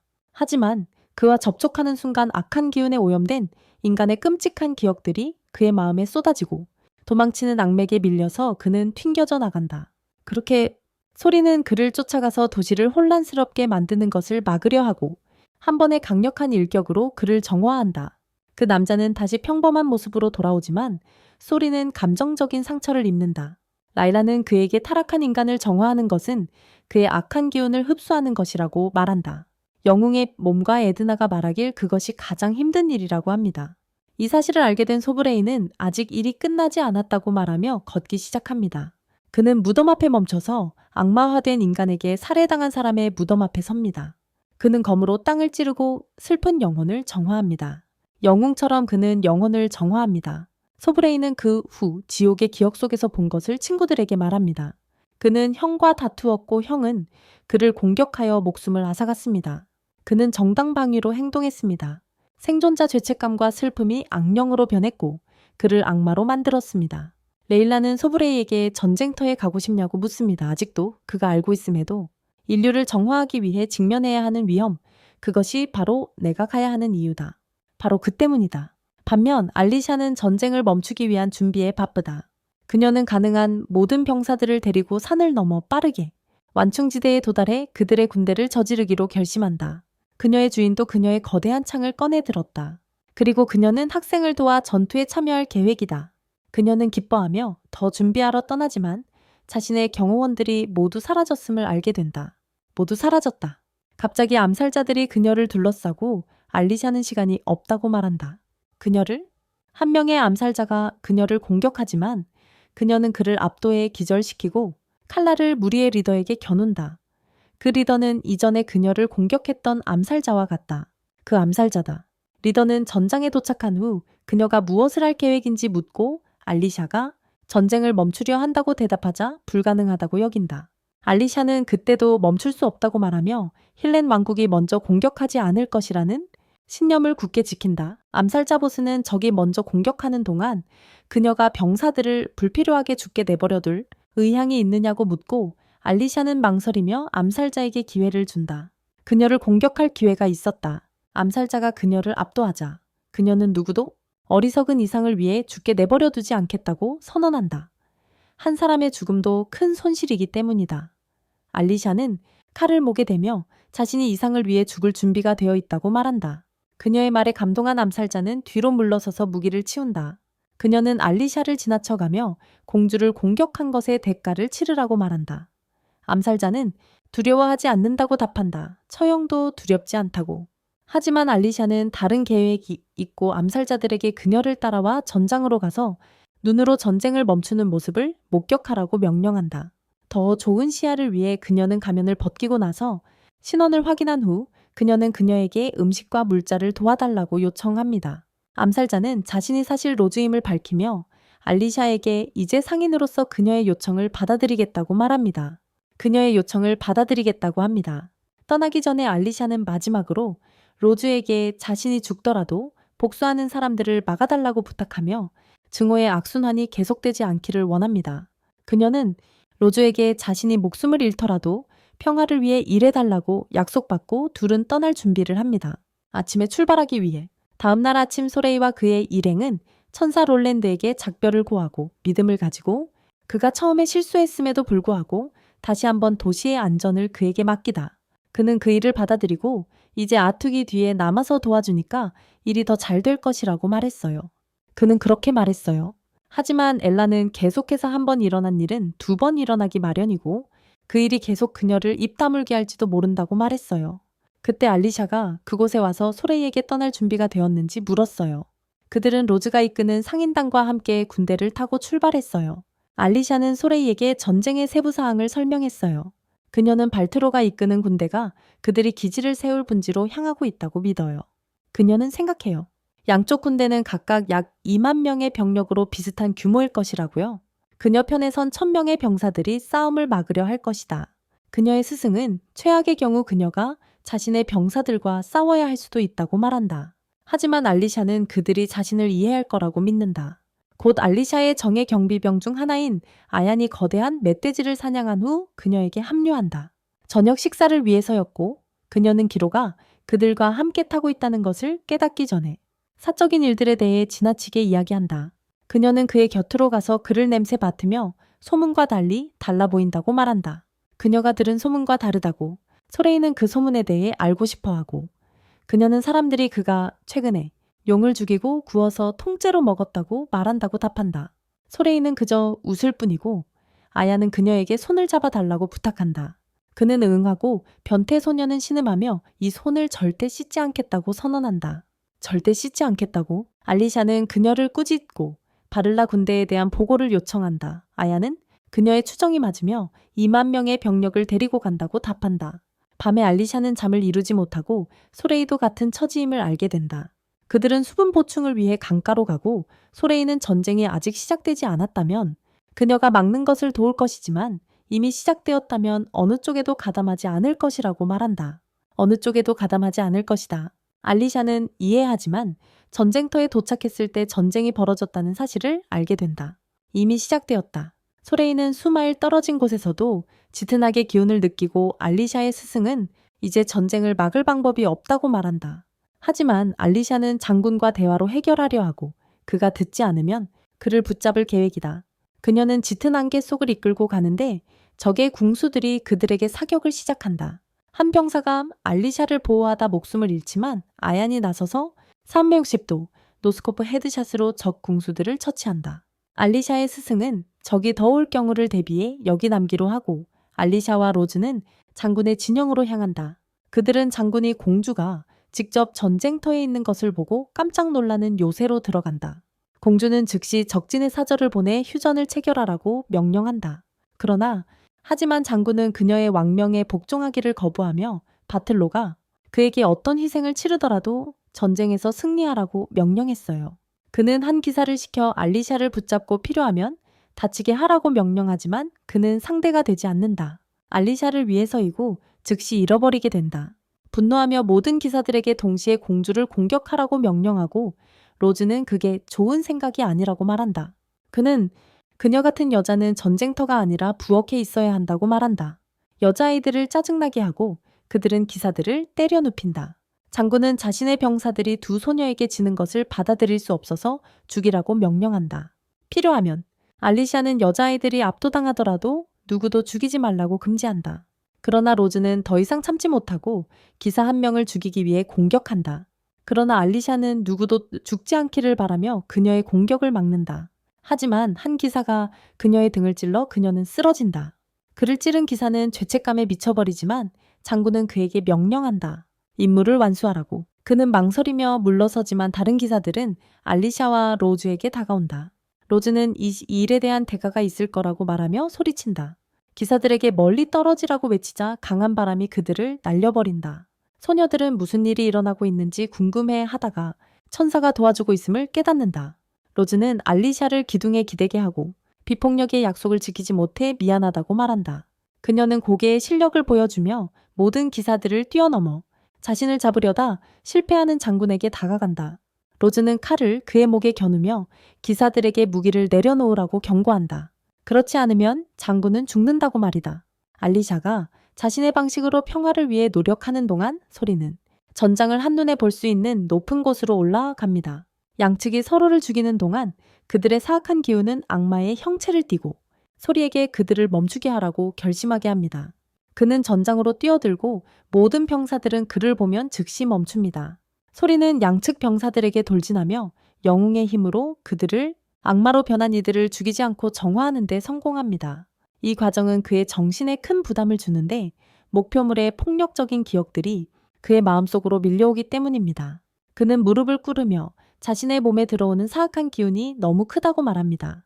처리하기 힘들지만 그럼에도 불구하고 그는 포기하지 않고 더 많은 병사들을 정화하기 위해 돌진한다. 그는 불의 복장으로 변신해 악마들을 태우지만 그때 롤랜드의 병사들이 투석기에서 불타는 투사체를 쏜다. 소리는 물의 복장으로 변신해 마이크가 준 활로 투석기를 쏘아 떨어뜨린다. 마이크가 준 활로. 그 후 그는 돼지 모드로 변신해 온 힘을 다해 땅을 쳐서 직접적인 전투에 부적합하게 만든다. 그는 악마화된 인간들을 주먹으로 때리고 곧 정화할 악마가 몇 명 남지 않는다. 그는 마이크의 힘과 특수 기술 에어로 레인을 사용해 남은 적들을 모두 정화한다. 한 번에. 그가 그렇게 하는 순간 소리가 너무 많은 에너지를 써서 쓰러진다. 그의 천사들이 몸에서 나오며 전쟁이 끝났다고 외친다. 하지만 갑자기 소리는 다른 방향에서 오는 사악한 기운을 느낀다. 그는 무작정 그쪽으로 달려가며 여러 번 넘어지지만 곧 전쟁이 끝나지 않았음을 알게 된다. 그러나 더 큰 위험은 그들의 뒤쪽에 있으며 소리가 돌아서자 그는 전에 본 적 없는 사악한 기운을 발견한다. 천사들도 깜짝 놀라며 이렇게 강한 사악한 기운은 처음 본다고 말한다. 이것을 일으키는 괴물이 어떤 것인지 궁금해서 더 궁금해한다. 소리가 인간의 사악한 기운임을 알 수 있지만 누구에게서 오는지는 볼 수 없어요. 그것이 누구인지. 모든 단서가 한 가지를 가리키고 레일라는 이것이 재앙의 군주 영웅의 적임을 선언합니다. 바로 그 재앙의 군주입니다. 그는 영웅의 최대 적입니다. 그때 하이랜드 군의 사자가 휴전 선언을 합니다. 로즈가 장군에게 통했기 때문입니다. 그러나 재앙의 군주와 그의 하인들은 전쟁이 이렇게 빨리 끝나는 것에 만족하지 않습니다. 아직 필요한 모든 사악한 기운을 받지 못했기 때문입니다. 소리가 재앙의 군주를 향해 돌진하고 그의 천사 친구들이 따라갑니다. 최종 보스는 거대한 사악한 기운의 영역을 둘러싸고 있으며 소리는 궁금해합니다. 그런 그를 정화하는 것이 과연 가능할까? 바로 그때 그는 악의 기운이 가득한 구름 속에서 적의 모습을 보고 달려든다. 그에게로 소리는 자신을 조롱하는 고릴라 같은 재앙의 군주를 정화하겠다고 선언한다. 영웅으로서의 가치를 보여달라고 도전하며 소리가 공격하지만 악당은 공격을 막고 인간 형태를 잠시 보여준 뒤 그를 내던진다. 그를 내던진다. 천사들이 소리를 둘러싸고 그는 그들의 힘을 하나씩 빌려 악당을 공격한다. 악당을. 하지만 그는 장벽으로 불의 검을 막고 물을 튕겨낸다. 화살을 쏘고 소리가 대지로 충격파를 날려 그를 공격하려 할 때 그는 에너지 광선으로 방역하며 소리를 날려버린다. 소리와 천사들은 부상을 입고 그러자 악당은 무서운 악의 기운을 흩어 수백 마리의 악마들을 드러낸다. 전장에 가득한 소리는 다시 일어나 싸우려 하지만 레일라는 아직 준비가 안 됐다고 말한다. 아직. 그러나 재앙의 군주는 그에게 선택권을 주지 않고 모든 악마들에게 그에게 향하라고 명령한다. 악마들은 순수한 악의 기운으로 합쳐지고 악당은 그들을 보낸다. 소리에게 견딜 수 있는 힘이 얼마나 되는지 시험하려고. 소리가 악한 기운을 막자 악당은 인간의 악기운이 세상에서 가장 강한 힘이라고 독백한다. 가장 강한 힘이라고. 소리가 악기운을 베어내자 즉시 악마들이 공격해온다. 그는 맞서 싸우지만 체력이 금세 바닥나고 악당은 그에게 말한다. 그는 차이를 만들 수 없다고. 소리는 일어나며 모든 악기운을 정화할 때까지 멈추지 않겠다고 선언한다. 그 후 인간과 천사를 다시 가까이 하겠다고. 친구들이 뒤를 지키는 가운데 그는 뛰어올라 다시 악마들을 정화하기 시작한다. 계속해서 그는 악마들과 싸우느라 힘든 시간을 보내고 있어요. 반면 악당과 그의 조수는 악한 독백을 계속하고 있죠. 그러나 재앙의 군주는 충분히 참았고 바로 적을 끝내고 싶지 않아요.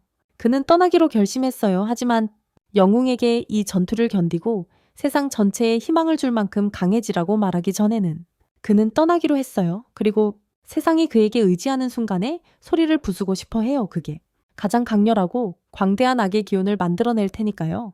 그는 사라지고 그의 조수도 따라가요. 소리는 오랫동안 싸운 후 지쳐서 가장 위태로운 상태이고 그의 천사 친구들이 와서 영웅처럼 악마를 정화할 수는 없더라도 그들을 흩어지게 할 수 있다고 그를 지지합니다. 그들은 그래도 악마를 흩어뜨릴 수 있습니다. 한편 알리샤의 스승과 다른 기사들은 그녀를 치료하려 하지만 상태가 너무 심각합니다. 그럼에도 불구하고 알리샤는 오직 전쟁을 멈추는 것만 걱정합니다. 로즈는 그녀가 죽는 것을 원하지 않아 영웅이 그녀를 구할 수 있길 바라며 소리를 데리러 급히 달려갑니다.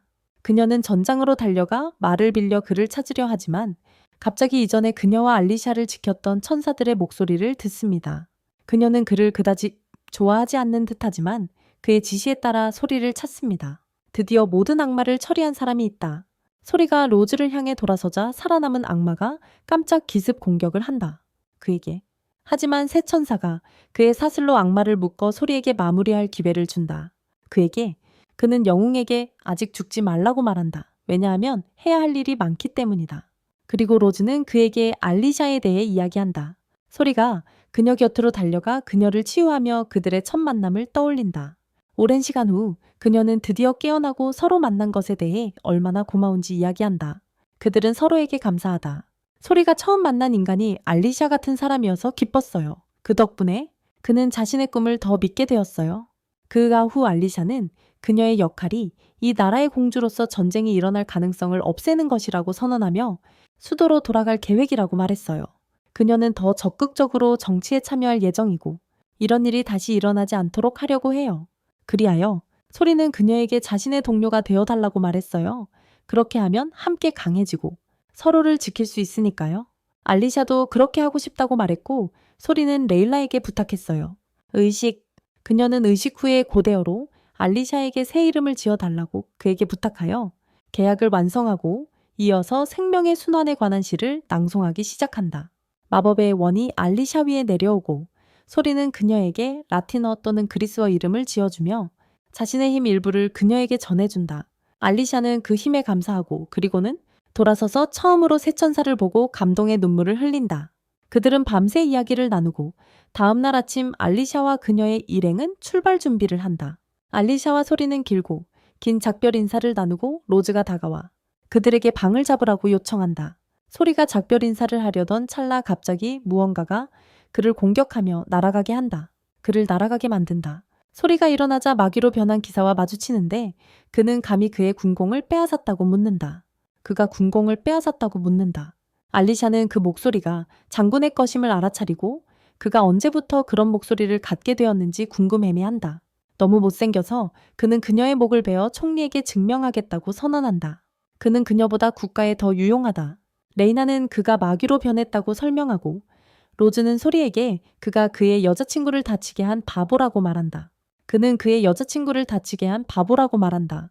소리는 격분하여 레일라의 경고에도 불구하고 검을 뽑는다. 분노에 굴복하지 마라. 그녀가 그를 막으려 하지만 소리는 장군에게 말하며 그녀를 밀쳐낸다. 자신 같은 사람들은 이 땅의 짐이라고. 친구들은 이대로라면 그가 악한 기운에 사로잡힐까 두려워한다.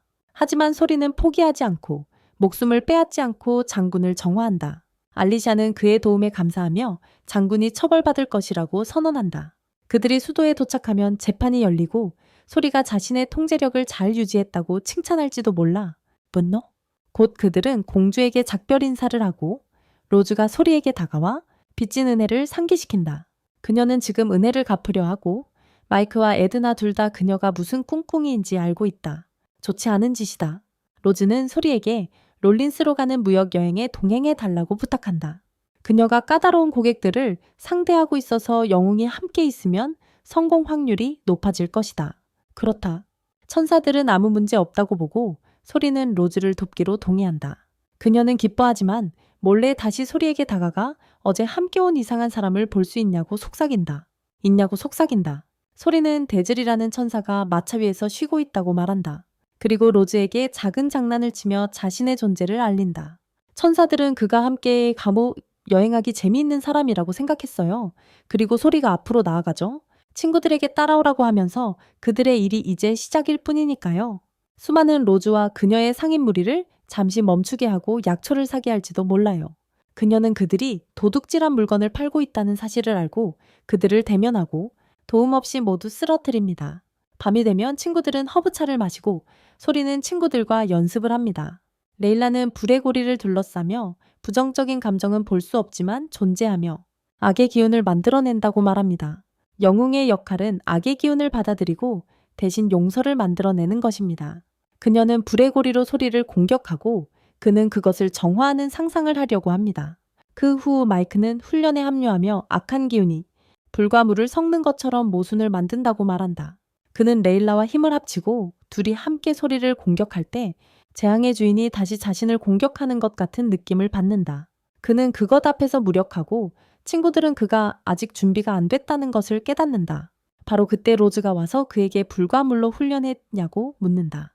소리는 자신이 악한 기운의 특성을 인식하고 그에 대응하는 방법을 개발하려고 노력 중이라고 말한다.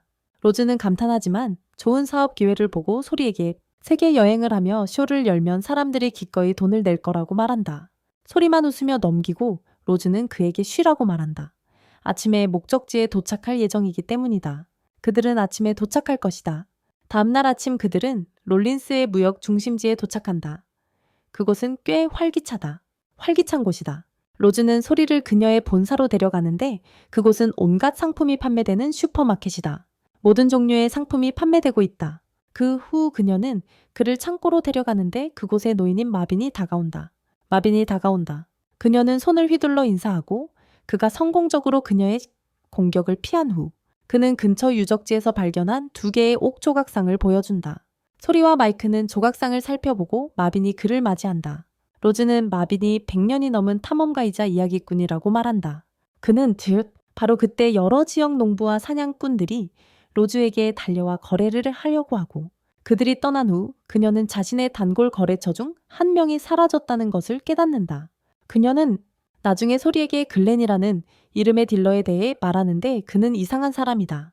하지만 그는 영웅의 전설에 대해 많이 알고 있어서 그녀는 그를 소리에게 소개하고 싶어 한다. 그를 현재 영웅과 만나게 해서 큰 할인을 받고 싶어 했다. 바로 그때 롤린스 기사단의 대장 세르게이가 그곳에 도착한다. 소리를 체포하라는 영장. 그가 자세히 말해달라고 하자 세르게이는 며칠 전 전장에서 그의 힘을 봤다고 답한다. 나라가 이렇게 강력한 개인을 자유롭게 돌아다니게 할 수 없다고 한다. 그런 인물을 그냥 둘 수 없다는 것이다. 로즈는 뛰어내려 소리를 변호하며 소리가 아무도 죽이지 않고 전쟁을 끝낸 영웅이라고 주장한다. 그는 전쟁을 끝낸 영웅이라고 말한다. 그는 적법한 절차 없이 체포할 권리가 없다고 상기시킨다. 하지만 세르게이는 완강하다. 심지어 상황이 그렇게 된다면 소리와 싸울 준비도 되어 있다. 하지만 로즈가 더 말하기도 전에 메이빈이 그녀와 창고에 있던 사람들의 주의를 돌린다. 대장을 영웅과 마주하게 이끈다. 나중에 마비는 그들 사이에서 중재자 역할을 하며 술자리에 앉게 한다. 그는 소리에게 2개의 옥 조각상에 관한 이야기를 들려준다. 그 조각상들은 주변의 모든 싸움을 멈춘다고 전해진다. 소리는 조각상 하나를 집어들고 그것이 비정상적으로 무겁다는 것을 느낀다. 그가 그것이 신화시대의 유물 때문인지 궁금해한다. 마비는 그의 호기심에 웃으며 그가 훌륭한 탐험가가 될 수 있다고 말한다. 소리는 용정화에 대해 아는 것이 있냐고 묻지만 노인은 전혀 모른다. 전혀 모른다. 하지만 그는 한때 이전 영웅을 만난 적이 있으며 그가 무언가를 말했다고 주장한다. 흥미롭군. 이전 영웅이 말했지 나쁜 생각은 모두의 마음속에 있다고 그의 마음도 포함해서 그가 그것을 악령기라고 부를 수 있을지 궁금했어. 또한 필요하기 악령기를 일으키는지도 알고 싶어 했지. 요약하자면 그는 미국인들이 성별에 혼란스러워하는 것보다 더 혼란스러워했어. 심지어 소리조차 그의 질문에 답이 없었지. 서르직은 술을 크게 들이키며 그들의 철학적 토론을 가로막아 그가 취하는 모습을 보고 소리는 떠나기로 결심했어. 그는 도착하자마자 떠나는 로즈를 보고 윈드 엔젤 대질에게 묻지. 그에 대해 그는 영웅이 그녀에 대해 걱정하지 않아도 된다고 말한다. 왜냐하면 그는 어쨌든 그녀를 지킬 것이기 때문이다. 그렇게 말한다. 로즈는 오늘 주교를 처리할 암살자 팀으로 가고 곧 교회를 장악한다. 그들은 주교를 체포하고 공금 횡령과 증인 침묵에 대해 신문한다. 그는 망설이며 자신이 그를 죽이지 않았다고 말하지만 그 말만으로도 로즈는 충분히 들었고 그의 증언을 믿고 그를 빠르게 처리한다. 그녀를 빠르게 처리한다. 소리는 그녀가 늦은 밤 2번째 일에서 돌아오는 것을 보고 아침에는 그녀가 어제 사람을 죽였다는 사실과 상관없이 일하는 모습을 본다. 그 직후 그들은 아침을 먹는데 로즈가 천사들이 좀 무섭다고 털어놓는다. 천사들이. 소리는 글렌이라는 남자에 대해 그녀에게 묻고 그녀는 아직 연락이 없어서 오후에 그를 만나러 갈 계획이다. 식사를 시작할 때 로즈는 어제 다툼에 대해 사과하러 온 세르직을 발견한다. 다툼에 대해 사과하러 온 세르직을 발견한다. 그녀는 그에게 꽃에 대해 약간 놀리며 아침 식사에 초대한다. 그는 이제 소리 주변에서 좀 더 편안해졌고 용 악마 천사 같은 존재가 실제로 있다는 사실에 놀란다. 용 악마 천사 같은 존재가 실제로 있다는 사실에 놀란다. 그는 소리에게 주교가 어젯밤에 지나갔다고 말하며 그의 부하들이 그 일을 처리하고 있다고 한다. 그가 여기 있는 동안 영웅을 감시하는 임무를 맡았어요. 바로 그때 그의 부하 한 명이 와서 세르자이에게 폭발이 일어났다고 말했어요. 그 폭발은 교회 근처에서 일어났으며 땅에 깊은 구멍이 생겼어요. 세르자이는 그 일을 처리하러 떠나고 마이크는 소리에게 도움을 제안해요.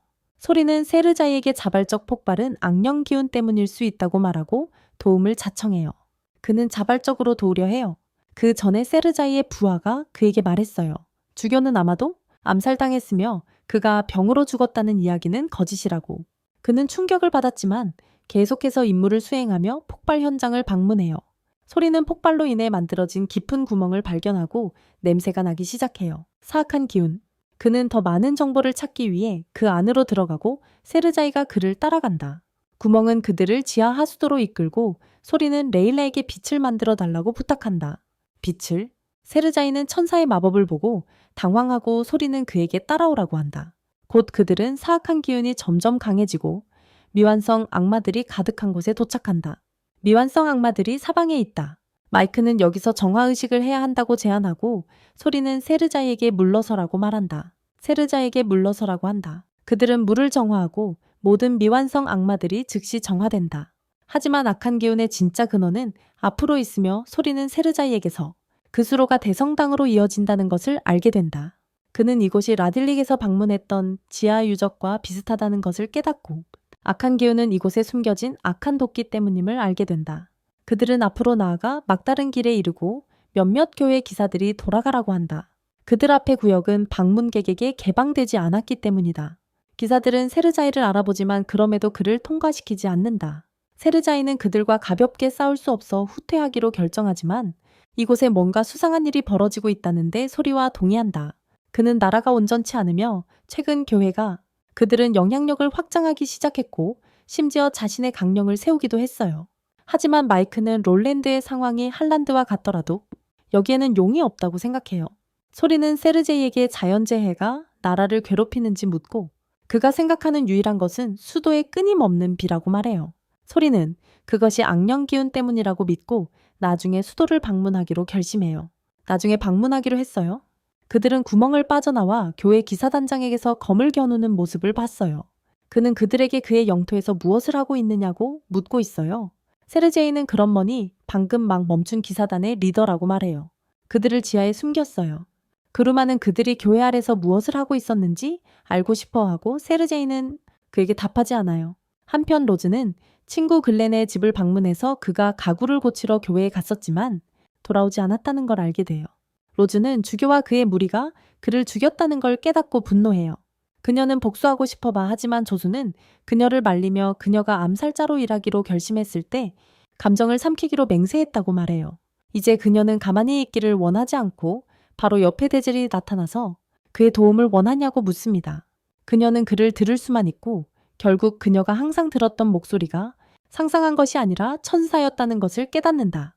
데젤은 자신이 계속 지켜보고 있었다고 말하며 그녀의 방식이 옳다고 믿는다. 그래서 그녀를 대신해 탐욕스러운 교회 사람들에게 교훈을 주고 싶어 한다.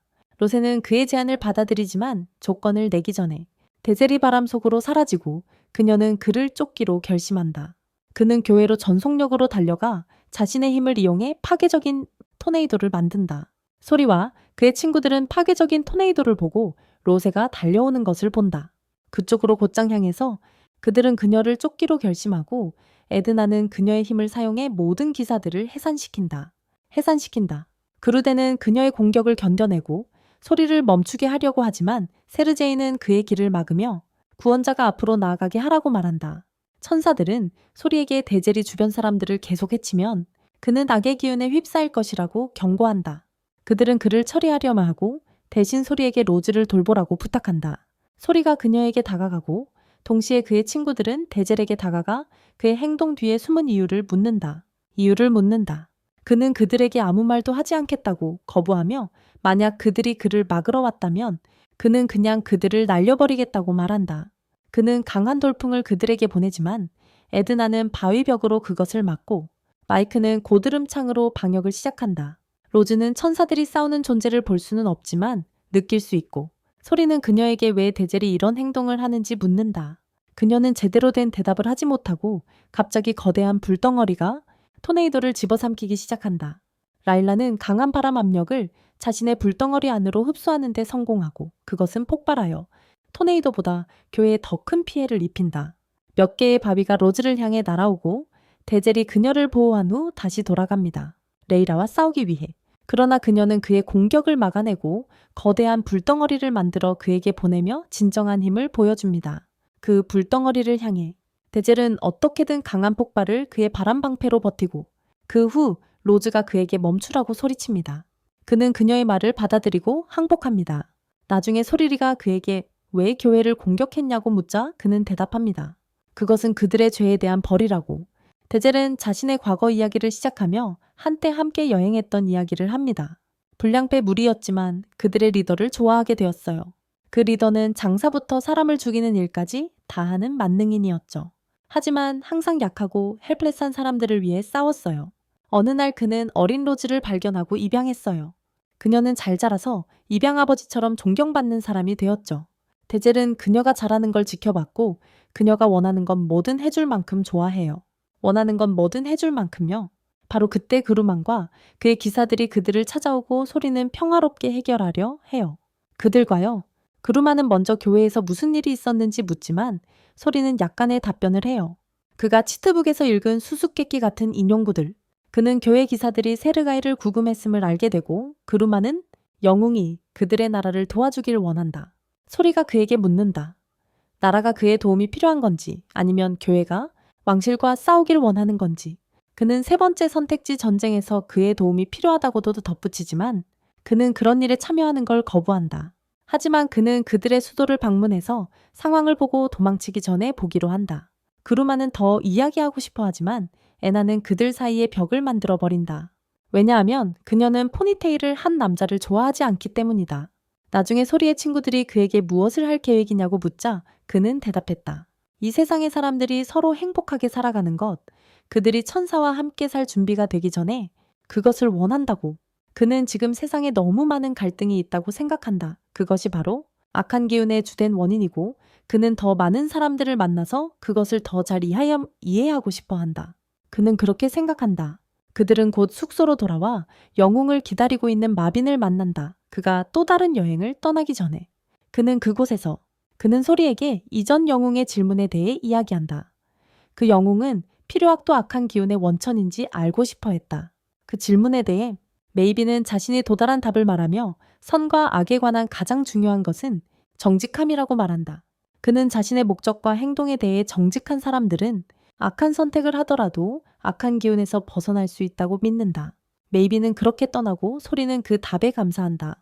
도시를 내려다보며 천사들은 소리에게 그가 살아온 방식이 항상 정직했기에 그래서 어디를 가든 그를 따를 것이라고 말한다.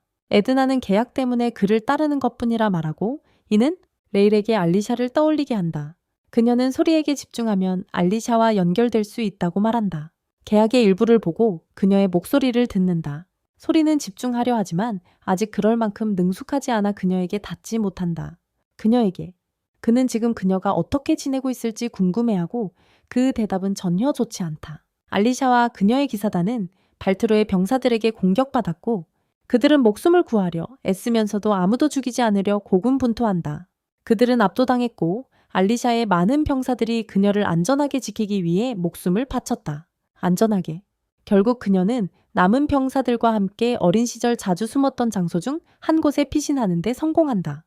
그녀가 좋아하던 숨는 장소에서 고다얀이 와서 그녀의 스승이 지휘하는 부대도 국가 이익을 해쳤다는 이유로 발트로의 병사들에게 체포되었고 그들이 공주를 노리고 있다고 보고한다. 병사들은 분노하지만 알리샤는 죄책감에 휩싸인다. 전쟁을 막기 위해 한 행동이 정당했다고 믿지만 많은 선량한 이들을 죽음으로 이끌었다고 생각한다. 어떻게 해야 할지 고민하던 중 소리가 함께 강해지자고 말하는 환상을 본다. 그들은 함께 강해져야 한다고. 알리샤는 그의 말에서 힘과 영감을 얻고 병사들에게 다시 자신을 따르라 말한다. 이제 그들은 수도를 습격해 빼앗긴 것을 되찾을 것이기 때문이다. 그들의 정당한 권리입니다. 그녀가 자국의 전쟁광 바틀로우들과 맞설 준비를 하는 동안 소리는 롤린스의 수도를 방문해 그들의 영원한 통치를 다루고 얼에 관한 더 많은 비밀을 배우려 합니다. 영웅으로서 그의 여정은 이제 더 어려워지겠지만 분명히 친구들과 함께 승리할 것입니다.